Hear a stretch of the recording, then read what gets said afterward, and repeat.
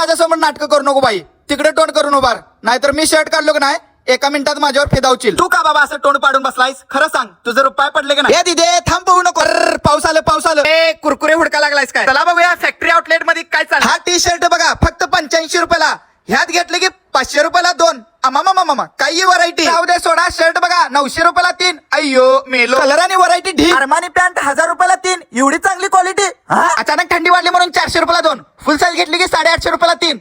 Size बघा किती फुल आहे. भू खतरनाक रेनकोट फक्त 85 रुपयाला. कम्फर्टर फक्त 500 रुपयाला 2. फुल साईज घेतली की 1000 रुपयाला 3. अहो हे ऑनलाईन बघितलं नाही 500 रुपयाला आहे का? अहो, आपल्या पोरांसाठी कुठलीही जीन्स घ्या तुम्ही 70% पर्यंत इथे डिस्काउंट मिळणार. अहो जीन्सची क्वालिटी बघितली का नाही? काही ए ढील. बाई पल्लो घे पहिला तू. माहित आहे तुझी साडी 200 रुपयाला आहे काय? 200 रुपयाला एक. अहो कुठली पण घ्या व्हरायटी. गर्दी तर बघा साडी घ्यायसाठी. अहो एक काय 2 व्हरायटी, ढिगानं व्हरायटी ढिगानं.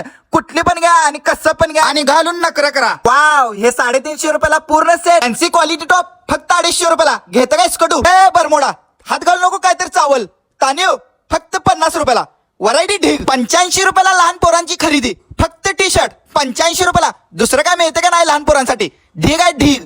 काय घेताय की कसं शॉपिंग करायला लागल्या एकटी हे बघा, आणि शॉपिंग केल्यानंतर हिला किती आनंद मिळते ते बघा. फॅक्टरी आउटलेट मध्ये कपडे स्वस्त मिळायचं कारण एकच आहे, हिंचं स्वतःचं शोरूमच्या पाठीमाग मॅन्युफॅक्चरिंग प्लांट आहे, म्हणून हे कपडे आपल्याला स्वस्त मिळतात आणि हे आमच्यावर सहकार्य करतात. Something big is coming, end if you don't know, now you know baby.